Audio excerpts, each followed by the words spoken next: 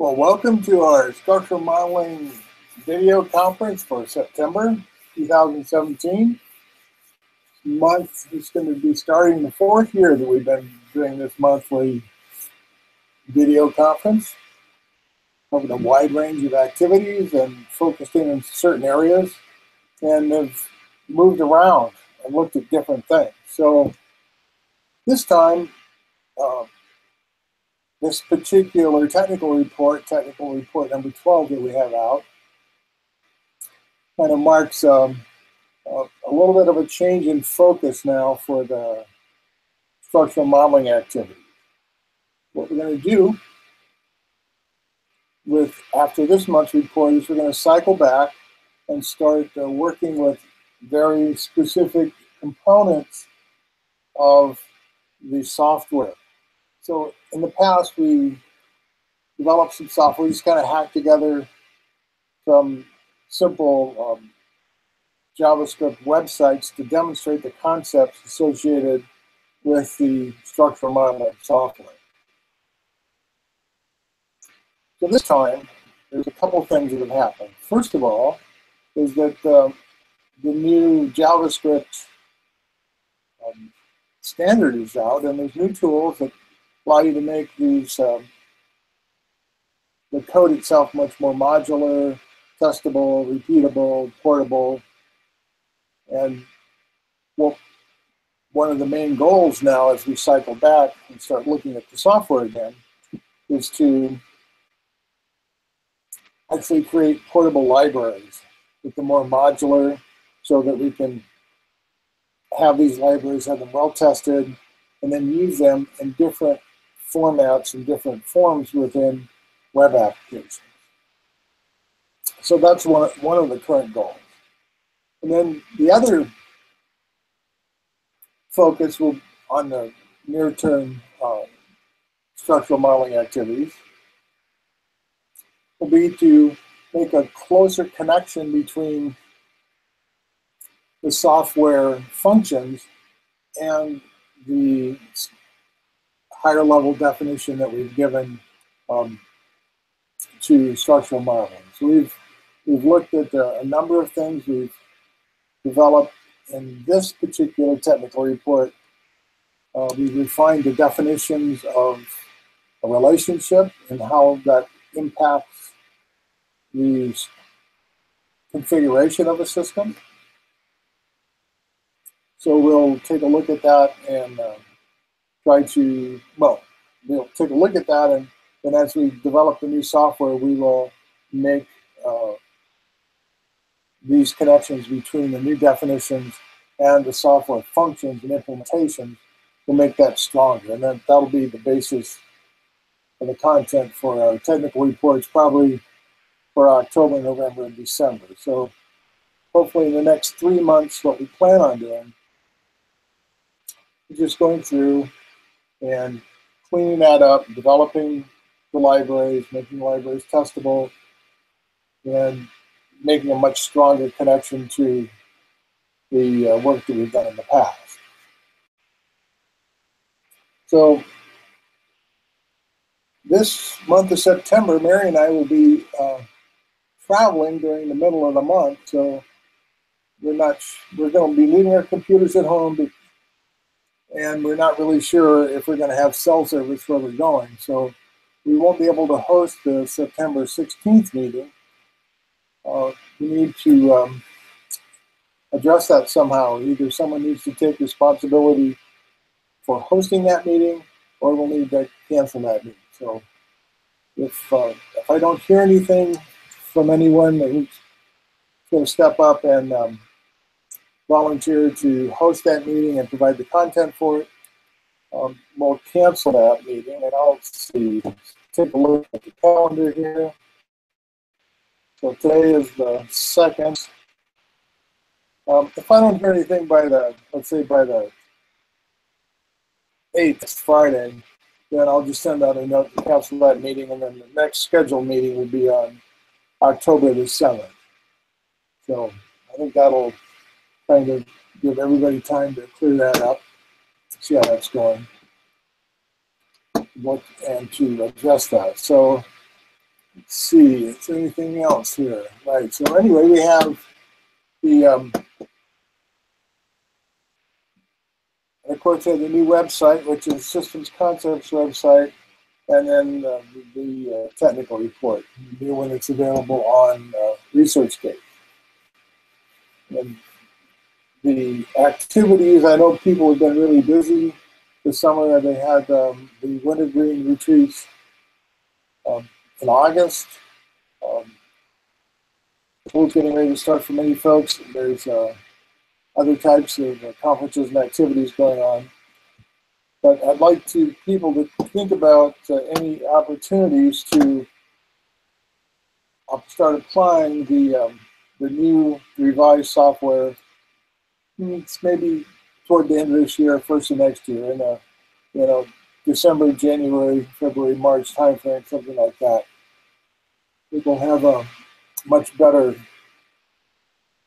software framework, and we'd like to start testing that out. And one of the things that really got us going really early on with the structural modeling approach with Kevin Dye was the idea of actually developing a test bed. And the test beds itself, that idea is still kind of in the back of my mind. And one of the only documented outputs from a system that I can find, of course, is in the Handbook for Interactive Management. In the appendices, there's how to use the software. There's detailed step-by-step input and output type of documentation. So that is one of the sources of information that we've used to verify and validate the software that we've developed to this point. But if anyone is interested in developing a larger type of test bed that has more detailed or different types of problems, then I think it'd be a good idea within the next month or so to contact the group and let us know what you'd like to do and see if we can work something out. If we really can't, if no one comes up with anything in the next month or two, I think what we'll do is simply cycle back to the classical literature. And there's a tremendous amount of detailed information about work that's done in the past. So we'll go back and look at that, look at the different types of questions, the triggering questions, the generic questions, how they were used in events, how they were sequenced, inputs and outputs, and start looking at those so that we can see if we can reproduce that type of behavior and also create software that will handle, provide those types of functions. So that's the kind of what we're looking at for the near term, the next 90 days or so. And if people have other ideas that they'd like to drop in to support that, be sure and send some comments into the list, and we'll factor those in and get them incorporated into their activity schedule. I'm going to bring up the technical report 12 right now. So let's see, we have that. Let's go over here and share screen. I'm going to do an application. We're going to use this guy right here, I believe. There we go. Okay. So the technical report 12 this month really kind of finishes up some of the work we've been doing on defining a relationship.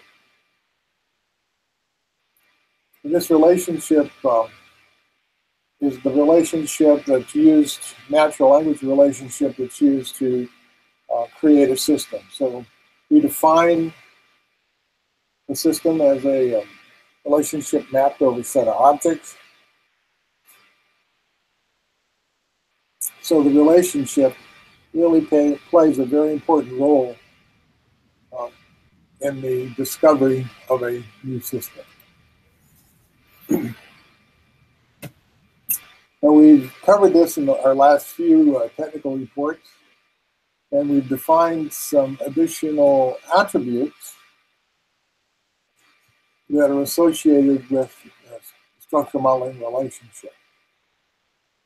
And now that we've gone through and developed some of these new properties and attributes of the structural modeling relationship, we are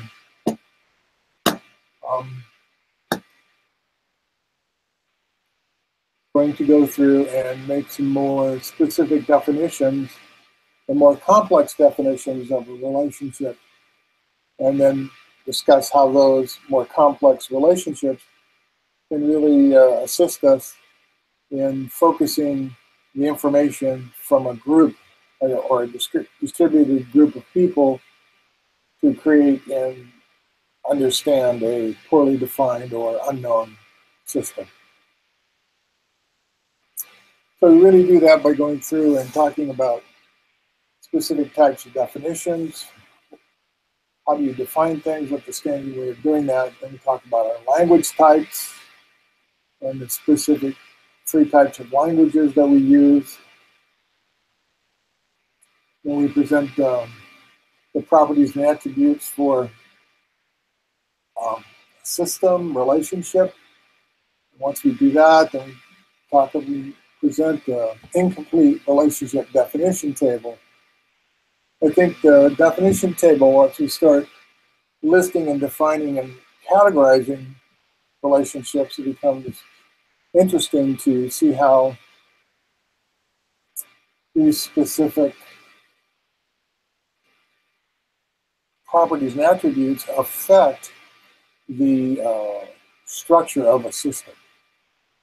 So from the Science of Generic Design, basically there's listed 4 types of relationships. And the first 3, naming, intension, and extension, are fairly common. With naming is the simplest form. You just indicate an object and give it a name, and that's its definition. It's a very, very weak type of definition. An intention is definition by intention. What you basically do is you list the attributes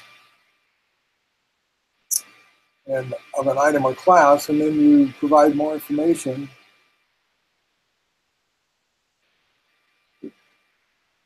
by saying this specific item or class has these attributes or these characteristics, and this is how you can tell what it is. You can define it that way. You can identify an object that's a member of, it's either this type of item or a member of this class. So it's better than just naming, but it's difficult to determine whether or not you have all the proper attributes and properties for an item or class, or which property or item or combination, actually a property or items, will make a difference between an object being in one class or another. So for an intension type of definition to be effective, you really have to have common agreement among a class, among the people that are actually using the definition. So this is important when you're in natural language and human understanding of semantics, is that it helps define a richer shared context for people. Much intention creates a much richer information context than just naming. So this is very useful, but that shared context needs to also approach the definition, the details. When is, what attributes should be included, what properties should be excluded, and those items are important, but they're always difficult to address in an effective way. And then definition by extension is the process of naming. So you give an item or a concept a name, and then you list a complete set of items or concepts that are covered by the definition. So this is a type of definition of extension where you simply say, okay, this is what an item or concept is. It's name tag 1, and all of these things are what are in that concept or that item class. And so it's very clear because you have a list of all the items.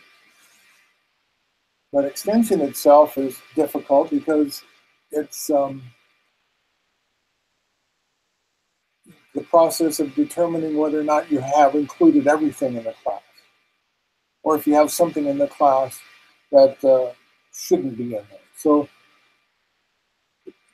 it really lacks the rigor needed to determine if newly discovered item or concept be included, or if you have something defined improperly as being part of the class. So naming, intention, and extension, they stand alone. They all have their strengths and weaknesses. Definition by relationship, kind of a newer type of definition process, but this is now happening where you have an idea of defining something in the manner that it relates to other things, other items or concepts. So really what you can do here, this really allows now multiple avenues of definition. And you can really provide a tremendous amount of more information and more detail if it's used effectively. So, for example, in intention and extension, if you wanted to know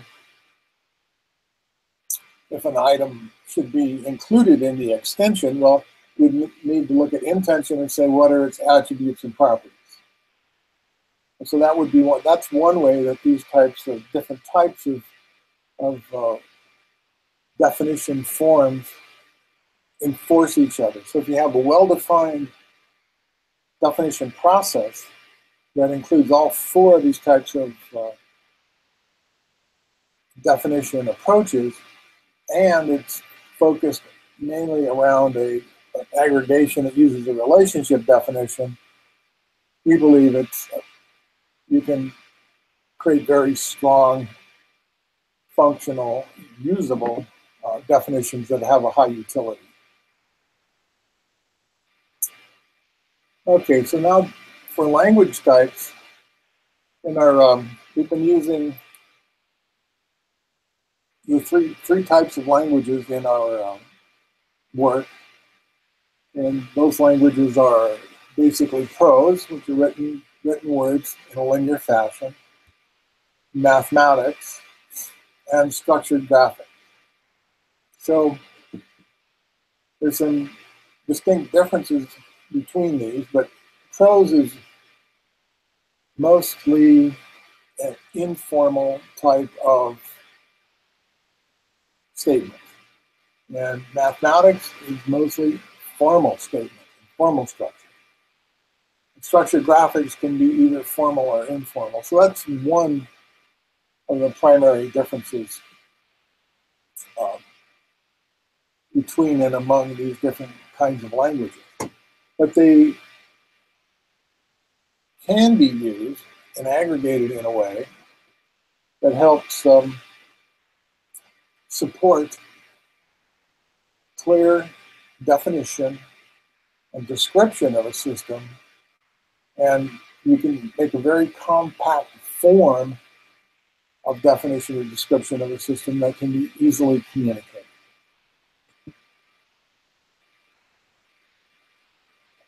So these 3 language types can be put together, and we list the 4 combinations down below here, the 4 composite language types, and what they are good for and how they can be used. So it's very, very interesting way to approach system description by using all of the power of these specific communication processes. The properties and attributes of a system, as we've said before, system is defined as a relationship mapped over a set of objects. So in this particular case, we're really focusing on the natural language relationship that's used to define the system, or used to construct the system. And we're going to use all the types of definition, and we're going to use all the language types. And in doing so, we believe that this makes a much stronger definition and provides a great amount of utility. And one of the things that this does, that using this type of aggregated definition format and a combination of languages, is that it really reduces uncertainty. So we created the ART form, which is abstract relation type. And it's a format which uses prose, structured graphics, and mathematics to describe a system. So it's a compound type of language form that contains the information you need to describe a system. The more information you have and the more complete an abstract relation type is, the less uncertainty there is associated with this system and the system relationship of interest. And so that really creates a scenario where you are reducing complexity because you're reducing uncertainty. Now that particular aspect of complexity reduction, reducing uncertainty, applies both in the computer language types and communication types, where you have communication and you have uncertainty because of channel interference, and you have a number of other ways and means that a message gets disrupted. So there's some uncertainty there. But it also, the art form also contributes to the creation of a shared context for human beings. So there's a much larger context, more information, and then humans reduce complexity and increase our semantic capability and understanding by creating a shared context. So the idea of an abstract relation type itself then helps people in reducing uncertainty. So having these aggregated complex type of, or having these aggregated compound types of definition combined with the abstract relation type helps reduce uncertainty in not only the mathematical, technical, computer sense, but also in the human understanding of semantic sense. So that's really important part to understand. When you're working with large groups of people and large distributed systems, different groups will be focused on different aspects of this type of work. So an abstract relation type itself is a form that allows you to present this information if it's available.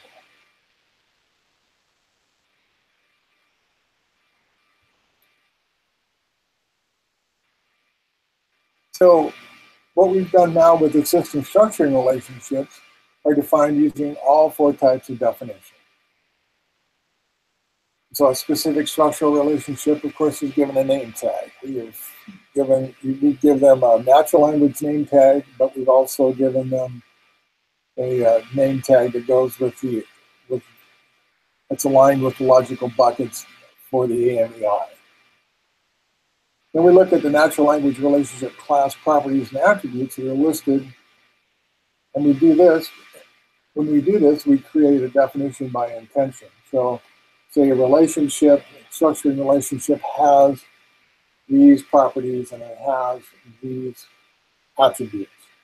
So that's a definition now by intention. But some of the attributes and properties that we use to define the relationship are defined using extension. And for example, the three allowable logical properties, transitivity, symmetry, and it should be transitivity, symmetry, and reflectivity. That needs to be changed right there. Are listed and defined by the logical property group is defined by extension. We list what should be in there. Then the 27 allowable combinations of these three properties are also defined using extension, so that we list all of the permutations and combinations and give them and use those to define the AMEI properties. And so the global and local relationship properties are defined by using characteristics between systems objects. So then the relationship type of definition is used in the dispersion factor and also in the global and local, because we're saying what is the relationship between these attributes or properties of the system relationship. So we properly combine these types of definitions. We have the capability to clearly communicate the form, function, and definition of a natural language relationship of interest. So we're now looking at an aggregate definition approach using multiple languages where we define these relationships in an isomorphic manner. So we present the same natural language relationship. We define it in prose, we define it in structured graphics, and we define it in mathematics. And each one of those forms are isomorphic, meaning the mathematics and the structured graphics and the prose all mean the same thing. So we went back and started looking at the classical literature associated with natural language relationships. And there's quite a bit of material in the book, the Science of Genetic Design. And that basically is a chart, and that Science of Genetic Design had 6 categories, and Table 1 presents most of these relationship types. So we looked at that, and some of the categories and some of the relationships that were listed there was just not clear to us exactly how they would work. Other ones were very clear and obvious what they were. So we started to work this up, and also what we did was said, okay, there's also seems to be some missing ones there. So we kind of started putting those in. And the table also includes some preliminary work from the temporal logic and modal logic that was introduced in the last session by Kevin Dye. That was a very interesting exercise of going through and starting to look at what these differences in logic and differences in natural language relationships, how they are the same and how are they different. I just note that the temporal logic, the modal logic, the interval logic that was presented by Kevin has also been translated to work in spatial relationships. So temporal logic, of course, we have one timeline, and that timeline is linear, of course, positive infinity, going forward into positive infinity, going backward into negative infinity. And to take these concepts of temporal logic and move them to spatial representations, people just add dimensions. So if you're talking about a two-dimensional space, then you add another dimension of 2 dimensions instead of 1. 3 dimensions, then you have 3 dimensions, of course, instead of 1. And obviously could go on to n dimensions. But when we're looking at these, it's very interesting to note that the classical literature had temporal logic listed and also had spatial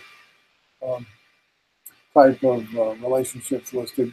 And you see where they're the same and where they're different when you talk about interval type of overlap is interesting. We didn't go through that in much detail. I think that would be almost a specialty type of approach, but what I did find when I went through and did some research in this area is there's a wide availability of computer language libraries that implement interval logic. They implement it for time in a single dimension, or you can implement it for space, or a combination. And it's fairly popular for mapping and routing and a number of those types of activities, so that these to incorporate these other types of natural language relationships, which have interval, either temporal or spatial approaches, really are fairly straightforward if you're using a modern language and using a modern computing framework, because there's a wide availability of those types of logical libraries that provide those logical functions. So anyway, we'll go on and look here at table 1, and we're just now starting to make a rough definition of what these ideas are. And so we have 5 characteristics of our natural language relationship. And what we have is a name tag, that's one property, an AMEI name tag, a dispersion or degree of focus, and local and global, and then Warfield type, or where in the chart, relationship chart out of the Sancho generic design, where was this placed? And if it has parentheses around it, like the first one does, that means it wasn't really in the chart, but it's inferred from a relationship that was in the chart. So lies north of, it has an AMEI tag, has a dispersion, because it's specific. It only fits in one AMEI bucket. And it's global. And Warfield type is spatial, but it wasn't really listed in there, but it's derived from lies east of, which is right below it. So the global and local we covered in some of our previous technical reports, but that's just basically saying that there's the map, the global positioning map that everyone is using is the same. So object 1 is not a relative position to object 2. It's saying that we have latitude and longitude, and these are a fixed global type of metric system, and so that makes this global type and spatial relationship. Of course, you go through and list these, and interesting to note that many of them, in this case, have AIT, which is irreflective, asymmetric, and transitive AMEI tag, and then they all only fit into one specific AMEI bucket, and they're almost all global. Now, it's quite an interesting list, and there are some areas, however, that could be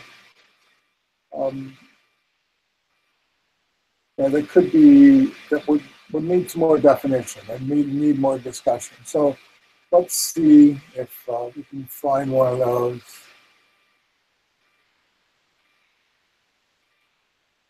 There it is, one of those. Well, let's see, it's greater than, less than.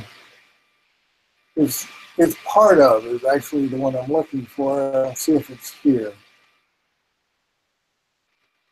This follower includes, okay, included. Okay, included and included in. Okay, that is, we can see here in this particular area, includes and is included in. So what we've said now, we said it's irreflexive, asymmetric, and transitive, and it fits in one bucket. That's global. However, again, if we go back and think about the material that was presented by Kevin in neurology, the asymmetric, meaning irreflexive, asymmetric, and transitive, doesn't necessarily hold on all ideas of parthood, of being included in. And when we look at that, we said, well, essentially, there's an idea that a part is a part of itself, or an object is part of itself. So if that's the case, okay, then if you're using that definition, then the irreflexive would have to be changed to reflexive in this case. And so we would have another includes or is included in line. We would change the AMEI bracket that it fit in, and it then would be reflexive, but it would also be symmetric, right? Because it's part of itself, and it and the part are the same. So it would be reflexive, symmetric, and transitive. So, which basically is equal. That means the part is a part of itself. It means that has an equal type of logic, which makes sense because that's what you're saying. And you would do that in both cases. And so you could use the AMEI to very specifically state which one of these logical property groupings you want to associate with this natural language relationship. And so what we will need to do in these cases, we need to go through and add some type of notation to the name tag so that we know that which one of these specific relationships we're talking about. So it really has to be one or the other. And an interesting thing is if you decide that a part is a part of itself and you use the logical property of reflectivity, which would for equals, then you really are only going to have one part. You would have to go to, again, with includes or included in, if you wanted to have something that's a part of itself, but also includes other parts. If you want to include those, then you'd have to have a non-reflexive, non-symmetric, and transitive type of relationship. So you can see in these cases where we were looking at mineralogy and talking about all these different senses of parenthood that they included in, we can very specifically use the AMEI attribute that's associated with the natural language relationship to clearly define what we're talking about. So then to go through here, we could have it listed where we have all of these includes included in a sense where, yes, we aren't going to let it fit into one of those buckets.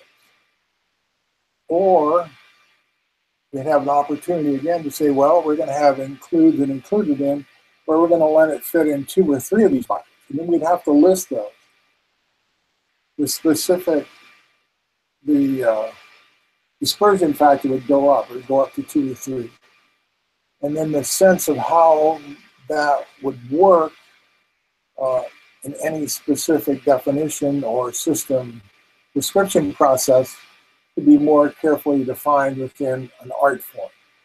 So here we see that by using these characteristics, we can more carefully define and specifically talk about the types of natural language relationships that we're interested in. And by adding that level of rigor to these natural language relationship definitions allows us to clearly create isomorphic prose, structured graphics, and mathematics representation. And so now, instead of just being includes and included in and having 2 entries in the table, there's really probably, let's see, 2, 3, probably 6, maybe 12 different entries there, different combinations we'd have to look at to see how that works out. Could even be more than 12, just kind of off the top of my head. So, but anyway, so these are the types of things that and the types of definitions and representations that a more specific relationship type of definition allows us to do. Then when we get through to the area here where we have a lot of different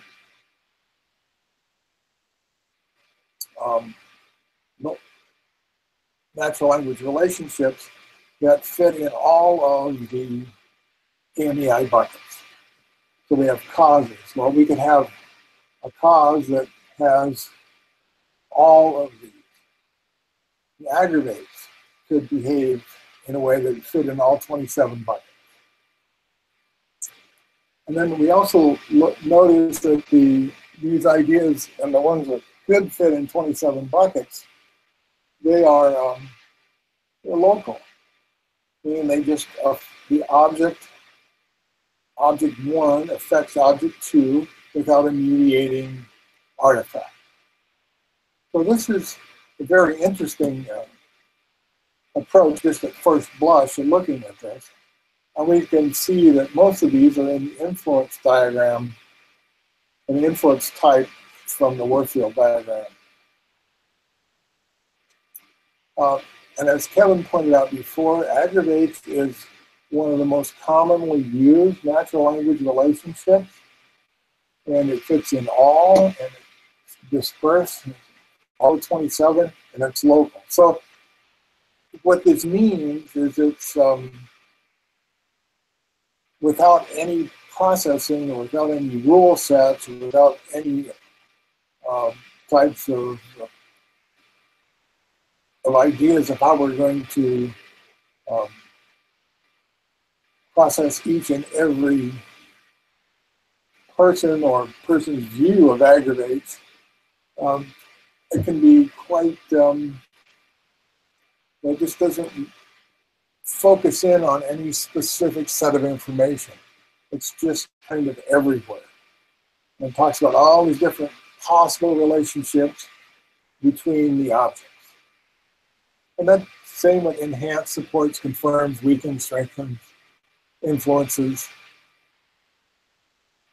But when we get down to equals, which was in the mathematical Warfield type, but was also in the influence component, the temporal, the temporal logic interval part. It fits in one. It's got a very specific meaning. Meets is specific. Overlaps is specific. Starts and, of course, finishes. So these are just some of the ideas and some of the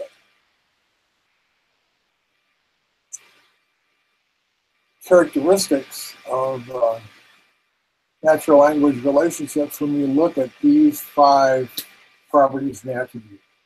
And so what we really see here is many natural language relationships just fitting into one bucket in the ENEI. Another large group of natural language relationships that could fit into all 27. And then there's specific ones, like is part of or included in, that could fit in more, but you would need to negotiate and describe in each one of those specific configurations.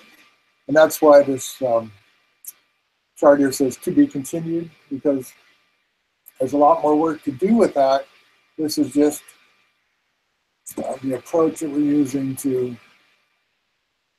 start outlining systems, natural language systems relationships that are used to identify and design systems. And of course, one of the purposes of this level of detail work is to create a systems engineering language. And a systems engineering language can have a number of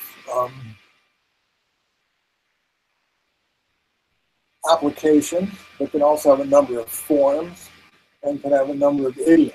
So I can have specific syntax and specific semantics.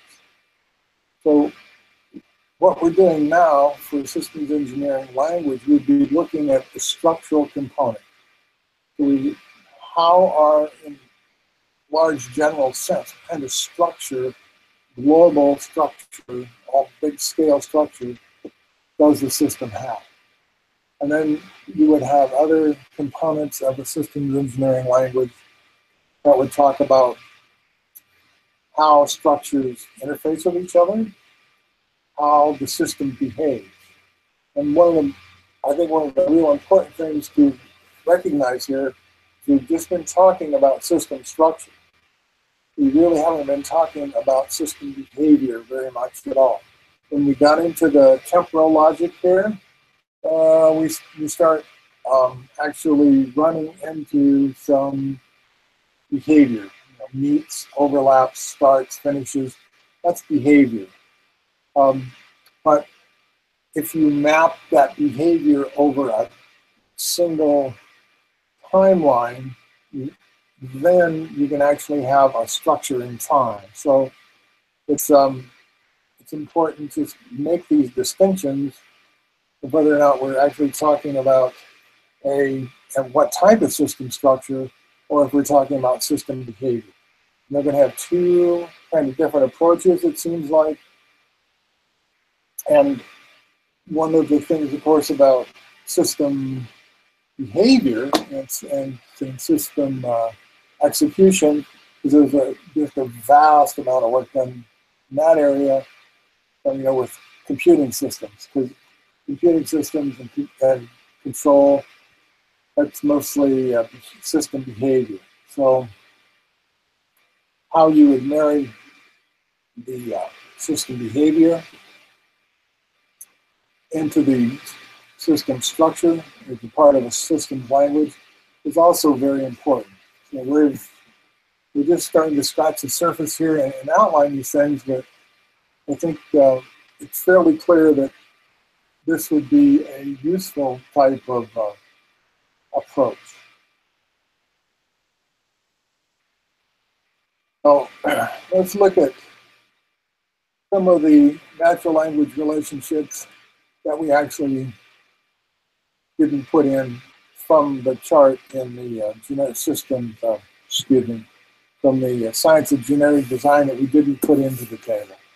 And of course, the first one was excluded is reachable from. And so it's really not clear how this natural language relationship would be used, structured and poorly defined or unknown system. It's not that it can be used or it wouldn't be used in a group, but it's just not clear to us right now how that would work. It's kind of like it's connected to, but it's connected to is a little more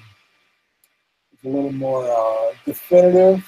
Is reachable from can have a lot of different permutations. It's not really clear. Then the second natural language relationship that's excluded from the table is of equal or higher priority. And so this is a compound statement of logic. It's either equal or it's higher. It's not both.